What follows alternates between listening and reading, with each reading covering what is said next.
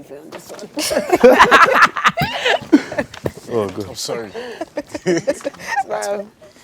Oh, maybe the flies can talk on this one. Just me. That one. And come back in.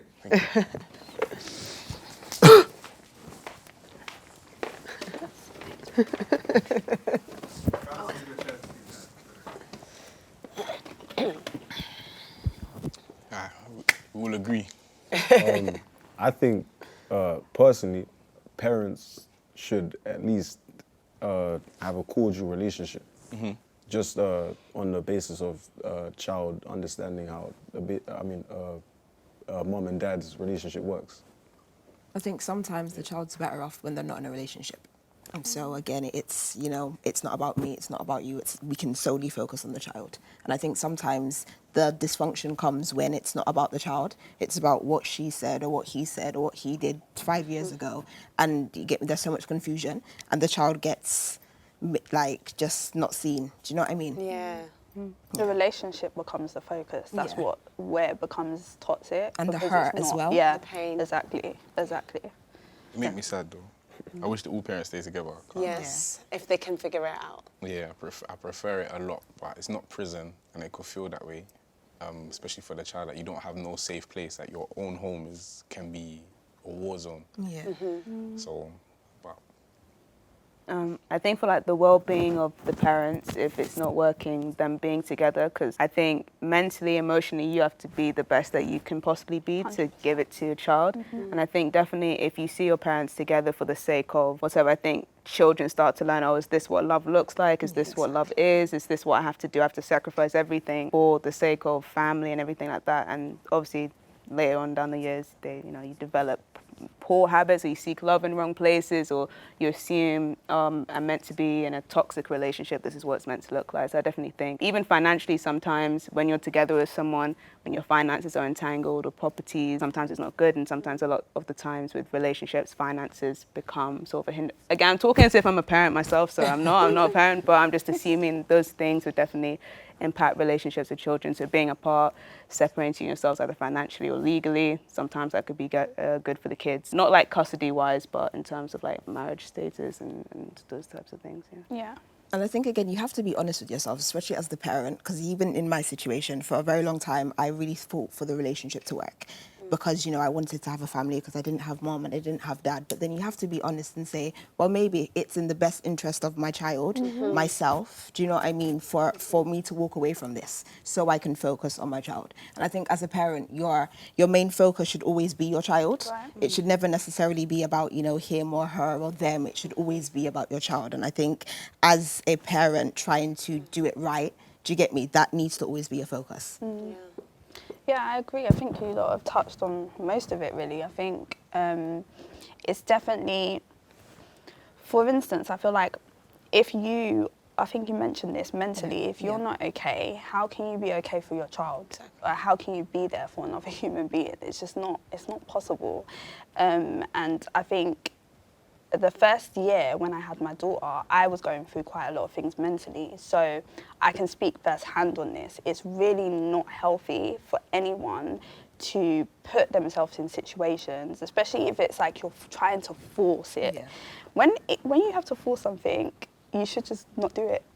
It should be a natural thing. And I think, yes, in an ideal world and an ideal situation, you would want to be with the child's father and stuff like that. But at the same time, I still feel like it's possible to allow yourself to be, you need to be in a better place for your child. And then also, take, for example, with my situation, like with my parents not being together, I feel like that was the best thing for both of them. I see them both shining in their own ways.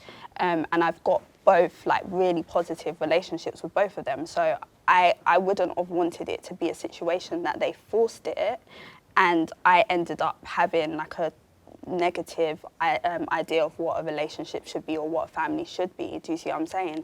So I just think it's like it's about really thinking about yourself and kind of almost being selfish in the situation, so that you're able to be there for your child. I think you need to as parents, try, parents who are in a relationship, try your best to make it work. And I mean, even if it needs counseling, it needs a break, if you need, I think all resources have to be exhausted before the decision to break away a family. I think that needs to be done. I think sometimes we just break away from things too quickly, or we break away from things not on a in a note whereby you've tried. Okay. And I mean, when you've tried, I mean, not try amongst yourself. Sometimes you need to call the elders. Sometimes you need to get counselling. Sometimes go on a holiday together on a retreat and figure it out. We're in a society, sometimes I think people just, everyone wants things to be quick, quick, quick. And relationships are hard. Marriage is hard. I'm in a marriage lost 8 years. We're still trying to figure out our way. And I feel like if you've tried your utmost and said, and put your hands up and say, you know what, I've actually tried, then yeah, and you've come to the conclusion, actually, we're not working together, then by all means. I think sometimes as well, people grow apart. You get me? People grow up Yeah. and people Yeah. grow apart. And I think especially when a child's involved, you're not the same. You're not. Yeah. You're the same, but you're not the same. Yeah. Do you get me? Me as a parent, I'm not the same as. I'm not the Yeah. same, and maybe sometimes that's why the breakup happens. Sometimes because two people are two different versions now. Yeah. Do you know what I mean? But you're never going to be the same. Yeah. You're never going to But remain not everybody the same. can handle that though. Yeah, That's I agree. 100% I agree, Yeah. but it's up to the, like, relationships, they grow, they evolve. And it's up to that point when you have the discussion, look, I've changed in this way. I mean, my husband's probably seen 30 versions of myself in this marriage. We probably had different marriages along, and we probably both look at each other and think, who is this person? But I think it's when you get to that point where you're not growing together, that conversation needs to be had. And that maturity needs to be there. Exactly. And sometimes people are not up to the plate to have that mature conversation. I mean, sometimes I haven't been mature to have a conversation. But I think when we sever things, when we're saying we're going to be apart and we're not going to no longer be a family, I think every avenue has to be exhausted. I think people break up too quickly. What do you think it was going to be like? Hollywood? It's going to be airy-fairy? We're going to love each other all the time? No. But it's not some going to be people, like that. and do you know what? I'm sorry to cut you, but some people genuinely think that, you know. But it's not the truth. But I know, I 100% agree. I definitely agree with what you said. But I think what tends to happen in most situations, like, because I feel like we should be talking about two different situations, because you have situations where people are in a genuine relationship, like a long-term relationship, and they're looking for a partner that's actually going to take they want to get married with this person. Then you have the person that, you know, they end up pregnant in a situation. They are together, but they probably haven't sat down and thought about future. Yeah. Do you see what I'm saying? Those are the people that tend to, I'm not saying it's impossible, but those are the people that tend to split up very quickly once the child has come. Because when a child does come into a situation, as you know, like, your situations do change. You do become different people, as you were saying. And I definitely experienced that. Your focus is different. How you see your future is different. What you look for in a partner is different.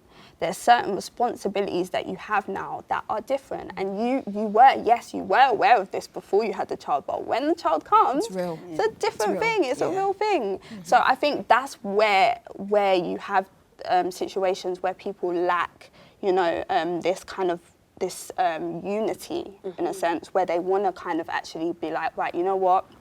This is hard, but we're going to fight through it. You know what I mean? Yeah. I think also people don't think, people are so short-sighted. And I think we were talking about this earlier. If you're going to be having any kind of relationship with anybody, you have to think that these things are a possibility. Right. Like a child is a possibility. Right. A long-term illness is a possibility. What is your stance if tomorrow I go broke, I'm not this kind of, this person that you married, then, or this person that you're with, then what is it? I think people just get into relationships prematurely. I think before anyone gets into a relationship or even sleep with anybody, can I have a child with this person? And if we can't, then we shouldn't be having this laid down. You can never know. You can never know, You but actually I never think know. You can those have an idea, conversations should be had. You can't. If every time you've had that conversation, you wouldn't have slept with half the people you slept with.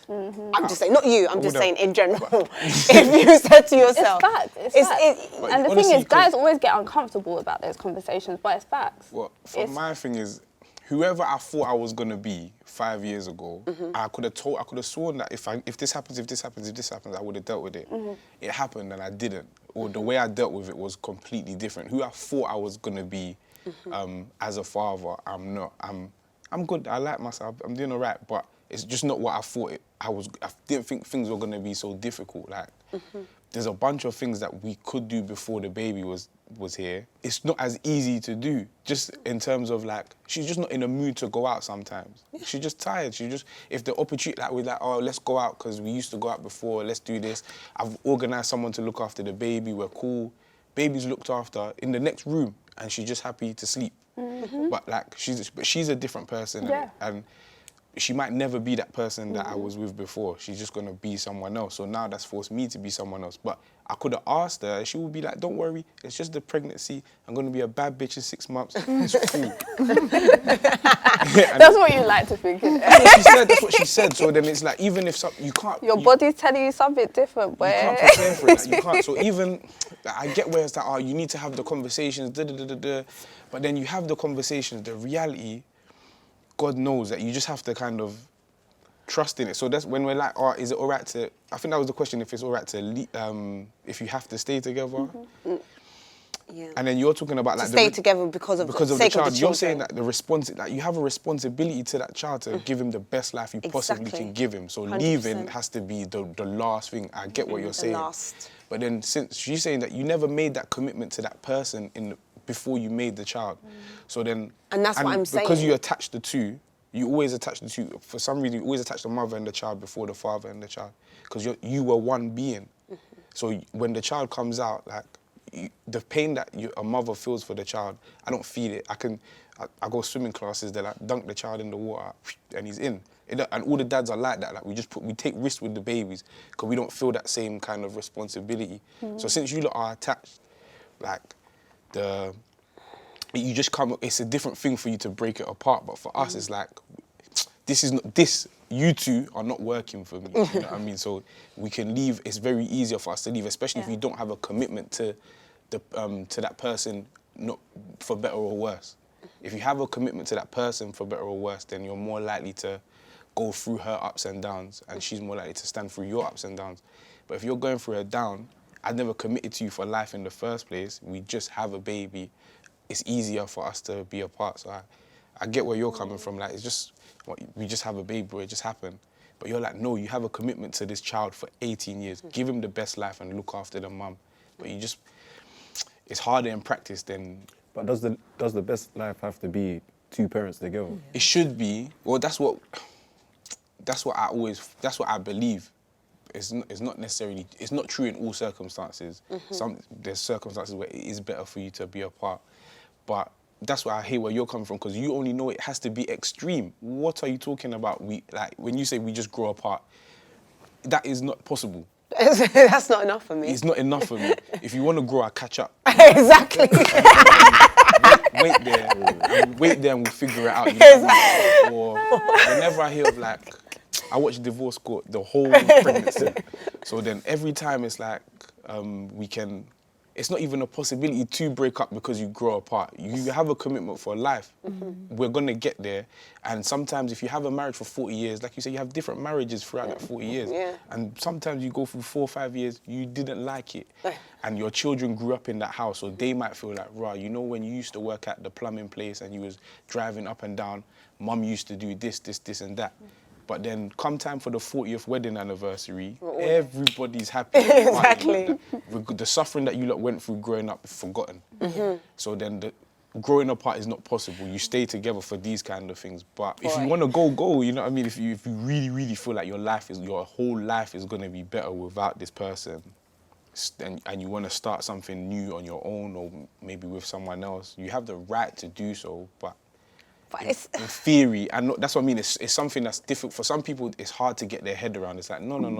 You can't grow apart, you can't get bored, you can't be tired. Like, those are not excuses that mean you should break apart our family home. Yeah. Be tired and sit there.